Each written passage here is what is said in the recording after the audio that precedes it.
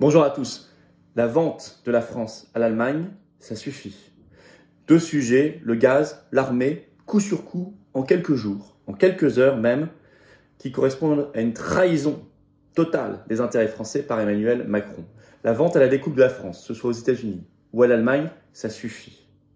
Vous allez voir, d'ailleurs, on va parler de la crise énergétique, bien sûr, avec le gaz, l'industrie de défense française aussi. Dans cette vidéo, c'est très concret, c'est très important, c'est très stratégique. Et ça concerne notre vie de tous les jours. C'est bien qu'il y ait une prise de conscience, parce qu'on voit que ça bouge quand même, qu'on en parle. Et il faut en parler encore plus. Alors je vous demanderai de bien vouloir faire circuler cette vidéo, notamment en vous abonnant par le petit bouton s'abonner, c'est gratuit, un petit clic, c'est évidemment juste en dessous là, à cette chaîne YouTube. Vous êtes très nombreux à l'être, merci infiniment, on file vers le demi-million d'abonnés.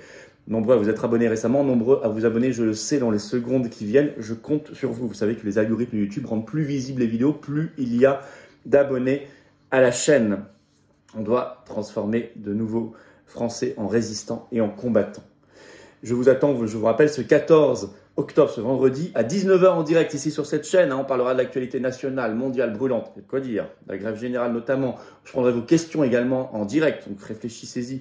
On se retrouve à 19 h horaire habituel, ce vendredi 14 octobre en direct sur cette chaîne. Voilà, je vous attends.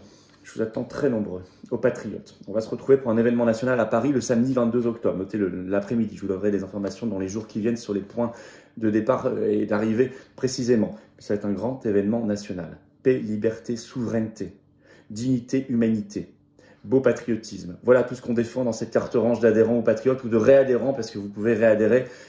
L'adhésion dure 1 an. Pensez-y si vous avez adhéré par exemple en 2021 ou avant. Le lien pour adhérer ou réadhérer, c'est le même. C'est le premier sous la vidéo en description. Il est également en commentaire épinglé et dans les dernières secondes de cette vidéo en cliquant directement sur votre écran.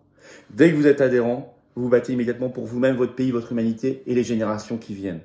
Dès que vous êtes adhérent, vous êtes mis en relation avec des gens près de chez vous, en France métropolitaine, d'outre-mer ou à l'étranger. C'est ça. Et la force aussi d'être adhérent ou réadhérent des Patriotes. Possibilité aussi de faire un don de soutien aux Patriotes, c'est le deuxième lien sous la vidéo en description. Ça permet de financer tout ce qu'on va faire, notamment le 22 octobre et tout le reste. Là, je suis à Toulouse aujourd'hui, je tourne beaucoup et tout ça. Eh bien, on n'a pas de financement public cette année pour le faire. On n'a rien, pas d'aide bancaire, on a un mouvement anti-oligarchie, donc c'est formidable de faire un don de soutien. Les dons supérieurs à 500 € bénéficient de nouveaux avantages des Patriotes, vous allez voir sur le site. Mais dans tous les cas, quel que soit le montant, c'est défiscalisé aux 2 tiers pour vous, comme l'adhésion et la réadhésion, et c'est très utile et très vital pour le mouvement. Donc bravo aux donateurs et aux réadhérents, bienvenue aux nouveaux adhérents patriotes résistants. Je le disais, gaz, armée, Macron donne la France à l'Allemagne, tout simplement. Comme quand il ne la donne pas aux États-Unis, il la donne à l'Allemagne. Alors, on va d'abord parler de l'incroyable jeu de dupes concernant ce jeu de dupes concernant le gaz. Je vous cite une dépêche de l'AFP, l'agence France-Presse, ce 13 octobre, le titre.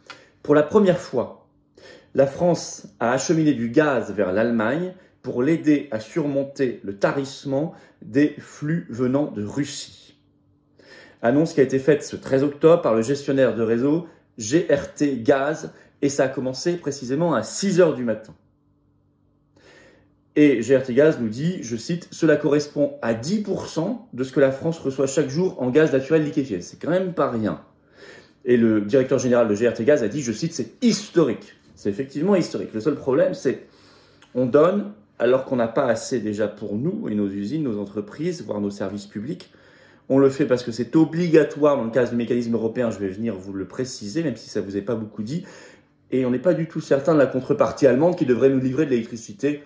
Ah oui, maintenant on est en pénurie d'électricité. Nous, l'ancien exportateur numéro 1 d'électricité, on est maintenant en pénurie à cause de leur politique et des sanctions. Mais on n'est même pas certain que l'Allemagne va tenir son marché. En effet, le problème, je vous cite par exemple cet article des Échos du 13 octobre. La France espère de l'électricité en retour. Espère. C'est une espérance. Mais rien n'est moins sûr. En effet, l'Allemagne a déjà fait savoir que c'était pas sûr du tout. C'était ce 4 octobre dernier. Je vous cite un extrait d'un site spécialisé News NCR, et il cite Hendrik Neumann. C'est qui Hendrik Neumann?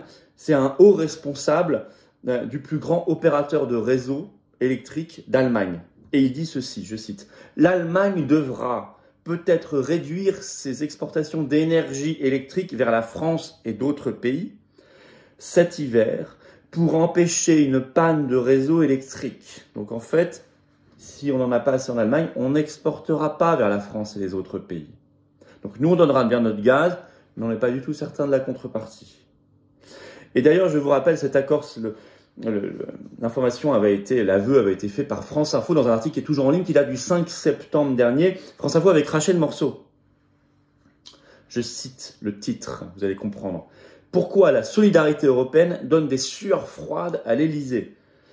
Il rappelle sur France Info qu'il y a eu effectivement un accord européen, on en avait parlé sur cette chaîne, le 26 juillet dernier, et qui dit que chacun s'échange l'énergie. Mais le problème, c'est que c'est un accord obligatoire, même quand on n'en a pas assez. Je vous cite France Info. Concrètement, écrivent-ils, cet accord fait que la France pourrait être tenue d'approvisionner en gaz certains de ses voisins en difficulté, ce qu'on a commencé avec l'Allemagne, au détriment de ses propres ressortissants. Je cite, en théorie, cela veut dire que l'Hexagone pourrait réduire sa consommation de gaz pour pouvoir fournir, par exemple, du gaz aux hôpitaux allemands. Fin de citation. Or, on a déjà des problèmes de pénurie de gaz, avec de gros problèmes, y compris économiques, sociaux, en termes d'emploi.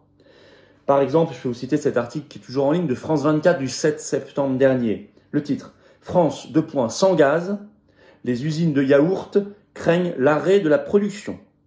Derrière, ce sont des salariés et des emplois. Ou bien encore, cette enquête du Monde, toujours en ligne du 3 octobre dernier, je cite, choc gazier, à travers l'Europe, ces industries qui évoquent la délocalisation.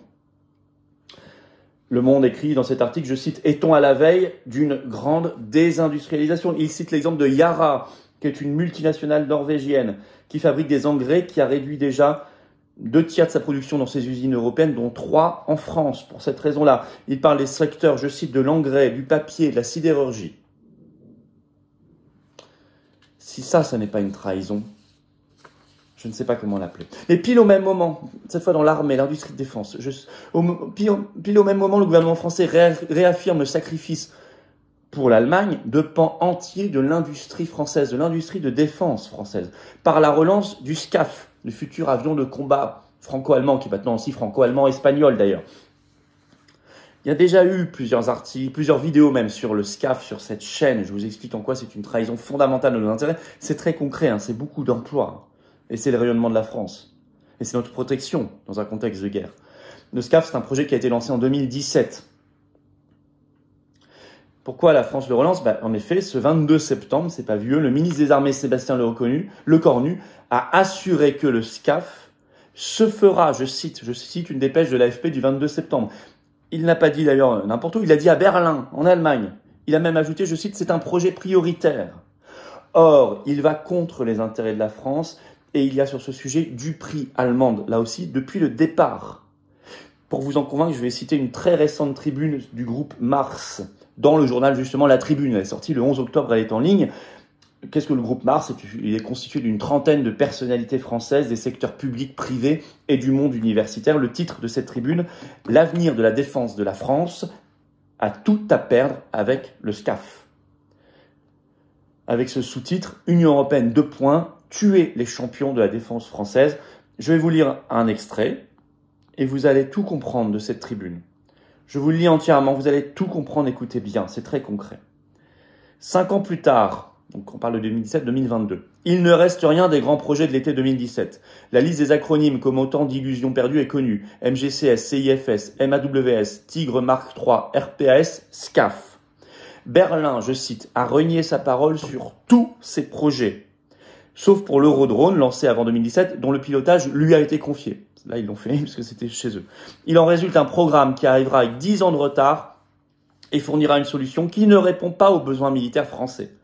Pour la rénovation du Tigre et l'avenir de la patrouille maritime, la Bundeswehr, l'armée allemande, achètera finalement américain. L'artillerie du futur est reportée sine die. Après avoir obtenu le contrôle de Nexter, l'Allemagne a imposé Rheinmetall dans le programme de système de combat terrestre futur. Normal, c'est Berlin qui pilote, écrivent-ils. Je cite, je continue. En échange de quoi les Français avaient obtenu en 2017 le pilotage du projet SCAF. J'en parle, l'avion. Pourtant, cette fois, tout est négociable et chaque compromis est renégocié. 5 ans plus tard, à force de passer au laminoir des exigences allemandes, la part française est tombée à 33% et cette part est encore en train d'être renégociée.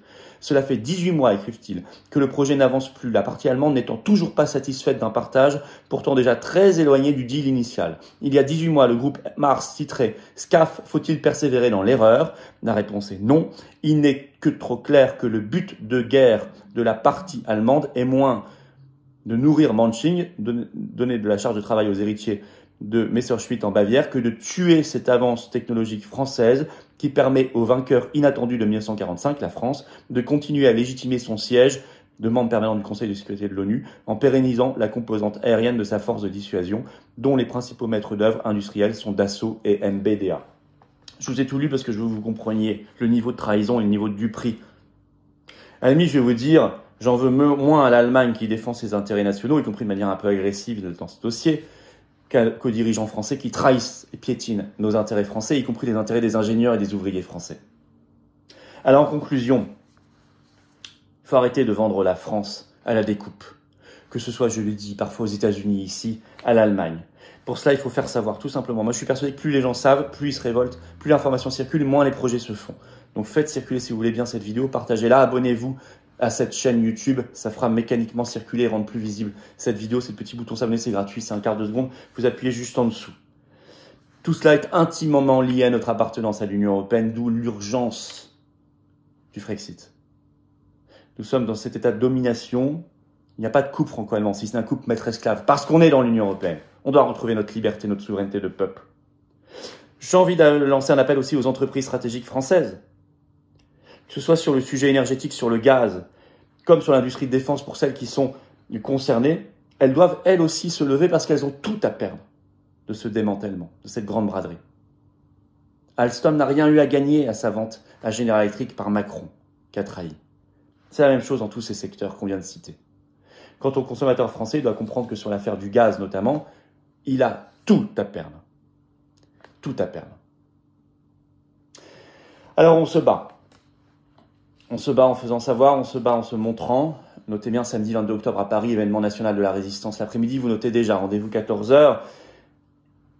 Et puis, on se retrouve ce vendredi 14 octobre en direct ici pour un échange à 19h sur cette chaîne YouTube. Soyez au rendez-vous, ramenez du monde, des gens qui n'ont pas encore participé. Préparez vos questions en direct. On va regarder l'actualité brûlante également ensemble. Et abonnez-vous pour cela à cette chaîne YouTube, le petit bouton, je vous l'ai dit. Et je vous attends aux patriotes. Voilà. Avec cette carte orange d'espérance, de résistance, d'avenir pour nous-mêmes, nos enfants, nos petits-enfants, tout le monde.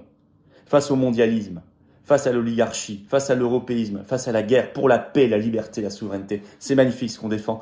On doit le faire ensemble parce qu'ils sont puissants en face. Nous, on doit être unis. Donc, pensez à adhérer ou réadhérer. Ça dure 1 an, l'adhésion. C'est le même bouton d'ailleurs, adhérer ou réadhérer. C'est le premier sous la vidéo en description. Il est également commentaire épinglé et dans les dernières secondes de cette vidéo, donc dans quelques secondes en cliquant sur votre écran. Sous la vidéo en description, deuxième lien pour faire un don de soutien en patriote. Ça nous permet de financer tout ce qu'on a à faire, n'ayant pas 1 euro de financement public cette année. Pas 1 euro. Or, on fait et ça coûte cher. On subit aussi l'inflation. Bravo donc aux donateurs, aux réadhérents. Bienvenue aux nouveaux adhérents patriotes. Tout cela est défiscalisé aux 2 tiers pour vous. Vive la France.